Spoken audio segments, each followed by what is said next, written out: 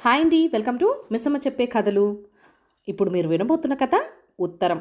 ఈ కథను రచించిన వారు దమ్మవళం శ్రీనివాస్ గారు. ఈ కథ ఈనాడు ఆదివారం మ్యాగజైన్లో డిసెంబర్ నెల 2025లో వచ్చింది.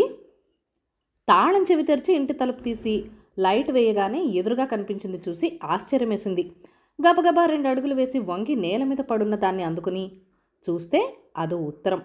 నా పేరున వచ్చింది. ఎక్కడి నుంచా అని చూశాను. ఫ్రమ్ అడ్రస్ లేదు. ఈ రోజుల్లో ఉత్తరం ఏంటి, ఫోన్లో క్షణాల్లో మెసేజ్ పంపడం, చదవడం, రకరకాలుగా రియాక్షన్ ఇవ్వడం కూడా అయిపోతుందే. లేదా ఆడియో వీడియో కాల్స్ చేస్తూ మాట్లాడుకోవడం ఎంత సులభం. అలాంటిది పని కట్టుకొని మరీ నాకు ఉత్తరం రాసిందెవరు? నాకు పరిచయం ఉన్నవారు, స్నేహితులు, బంధువులు చకచక మనసులో మెదిలారు. వారిలో ఎవరికి నాకు ఉత్తరం రాయాలన్న ఆలోచన, ఓపిక, ఆసక్తి ఉంటాయని అనిపించలేదు. ఎవరు రాసుంటారా అని మనసులో రేగుతున్న కుతూహలాన్ని కావాలని కాసేపు పొడిగిస్తూ కవర్ చించకుండా బల్ల మీద పెట్టేశాను. కవర్ మీద అంటించున్న స్టాంపులు, వాటి మీద పోస్టల్ డిపార్ట్మెంట్ వారి ముద్ర చూస్తే ముచ్చటేసింది. ఎన్నాళ్ళైంది అలాంటి కవర్ అందుకొని. త్వరగా బట్టలు మార్చుకొని ఫ్రెష్ అయ్యి ముందు గదిలోకి వెళ్ళి సోఫాలో తీరిగ్గా కూర్చొని ఉత్తరం విప్పాను. అచ్చ తెలుగులో మరీ అంత కుదురుగా లేని చేతిరాత రాసిన ఉత్తరం అది. గబుక్కున ఉత్తరం చివరకు వెళ్ళి ఎవరు రాశారో తెలుసుకుందామన్న కోరికను సరదాగా అణిచివేశాను. పూర్తిగా చదివితే ఎవరు రాసిందో తెలుస్తుందిగా అనుకుంటూ చదవడం మొదలుపెట్టాను.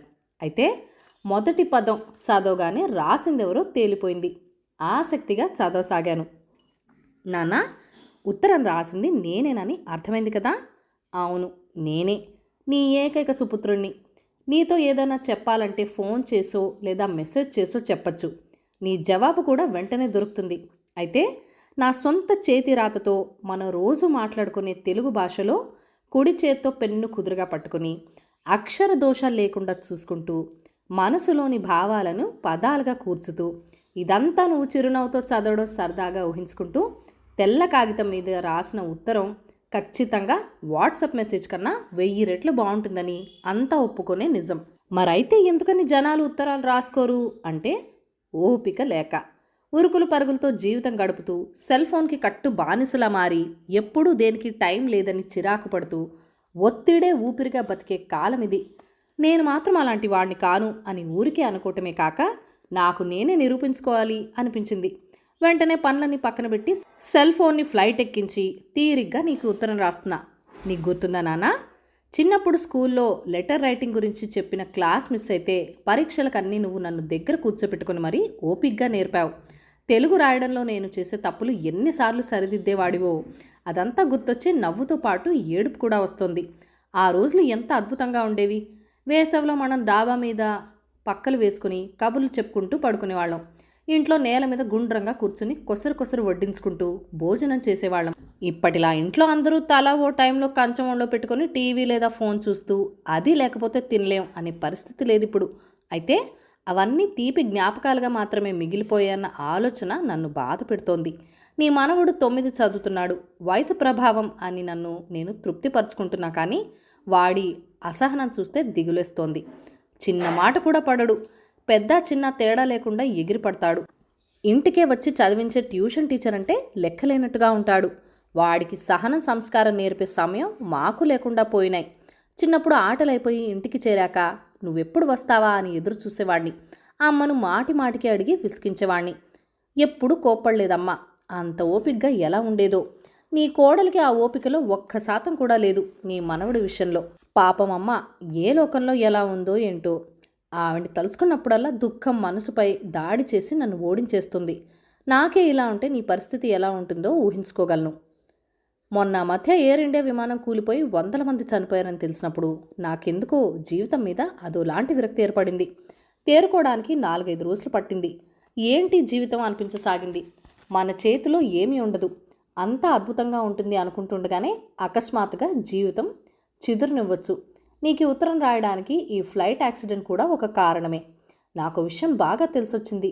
జీవితం అంటే వర్తమానమే. భవిష్యత్తులోని 1 నిమిషం కూడా మన చేతిలో ఉండదు. వర్తమానంలో మనం చేసిందే చేసినట్టు. అవునానా, ఎన్నో ఏళ్లుగా నా మనసు లోతుల్లో నిక్లిప్తమై ఉండిపోయిన ఒక విషయాన్ని నీకు భవిష్యత్తులో కాక ఇప్పుడే చెప్పాలనిపించింది. ఇప్పుడు కాకపోతే ఎప్పటికీ చెప్పలేకపోవచ్చు. అంత ముఖ్యమైనది అసలు ఇన్నాళ్లుగా నీ దగ్గర దాచి ఉండటం చాలా తప్పు.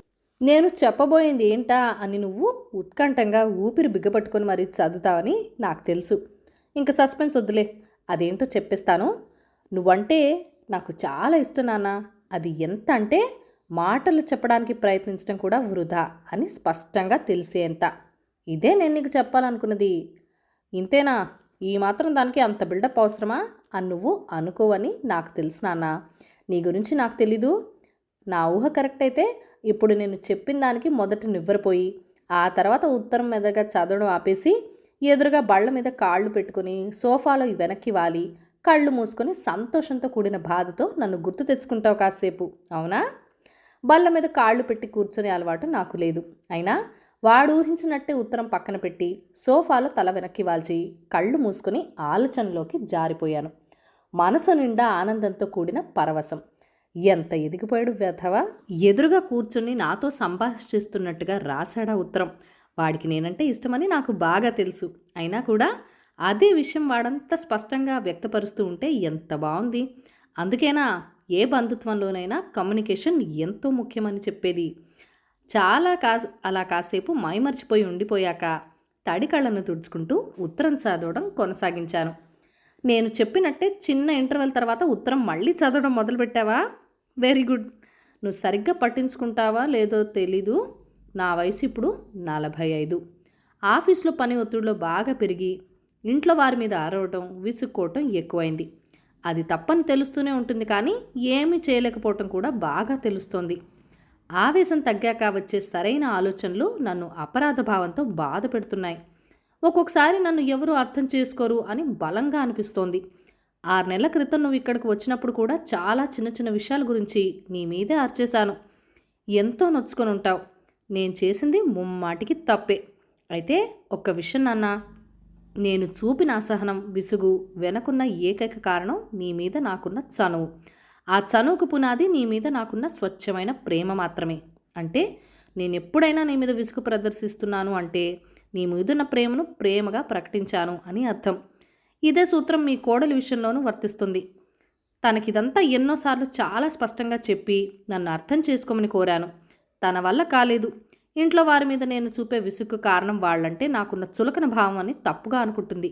కానీ నువ్వు మటుకు నన్ను సరిగ్గా అర్థం చేసుకుంటావని నాకు తెలుసు నాన్న. అలా అని నేను చేసింది మంచి పని అని సమర్థించుకోవడం లేదు. నేను చేసిన తప్పులో కూడా నా ప్రేమ కనబడుతోంది చూడమని చెప్తున్నాను. అలా చూడగలిగితే ఇంట్లో వారి తప్పుల్ని పట్టించుకోకుండా ఉండటం లేదా క్షమించటం తేలికవుతుంది. నిజానికి నీకు నా మీదున్న అధికారానికి నువ్వు కూడా గొంతు పెంచి నన్ను కోపంగా తిట్టి నేను చేసే తప్పు అని అప్పటికప్పుడు చెప్పుండొచ్చు. అలా జరిగి ఉంటే నాకు చాలా సంతోషంగా ఉండేదేమో. నా విసుగుని నువ్వు మౌనంగా భరించడమే నాకు భరించలేని దానిలా తయారైంది. సరే, ఇంతకీ ఉత్తరం ఇదంతా చెప్తున్నది ఎందుకు అనుకున్నావు? నిన్ను కోరిక కోరడానికి.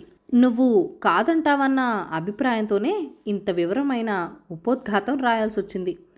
ఏమిటా కోరిక అని నువ్వు ఆశ్చర్యంలోంచి తేరుకునే లోపే చెప్పేస్తాను. నువ్వు ఆ ఊరు వదిలి మా దగ్గర ఉండిపోవడానికి వచ్చేనా అన్న? ఇదే నా కోరిక. నేను ఇక్కడ సిటీలో ఉండాల్సిన ఆర్థిక అవసరం మనకు లేకపోతే ఏది ఏమైనా సరే మేమంతా అక్కడికి వచ్చి నీతోనే ఉండిపోయేవాళ్ళం. నీకెన్నోసార్లు చెప్పాను విషయం. మనమంతా కలిసి ఒకే చోట ఒకే ఇంట్లో ఉంటే ఎంత బాగుంటుంది అన్న ఊహ నా మనసుని పులకరిస్తోంది. నీకు అక్కడ బాగుంటుందని నాకు తెలుసు, కానీ అందుకు గల కారణాలే నాకు కొరుకుడు పడవు. నీకు నచ్చేది అక్కడ ఇల్లు, స్నేహితులు, వాతావరణం కావచ్చు. అయితే అవి మన ఆప్యాయత, అనుబంధం కన్నా ఎక్కువ. మనం ఒకరినొకరు కనిపెట్టుకుంటూ ఉంటూ సరదాగా ప్రేమగా గడిపే జీవితం కన్నా నీకు అవి ఎక్కువ నాన్న. మీ పనుల్లో మీరుంటే అక్కడ నాకెంత వస్తుంది అంటావా? మనం ప్రతిరోజు తీరిగ్గా కూర్చుని కబుర్లు చెప్పుకోని అవసరం లేదు. స్వచ్ఛమైన ఆత్మీయతో కూడిన కుటుంబ సభ్యుల ఉనికి మనకు చాలదా? మాట్లాడుకుంటేనే పట్టించుకున్నట్ట కాదు కదా.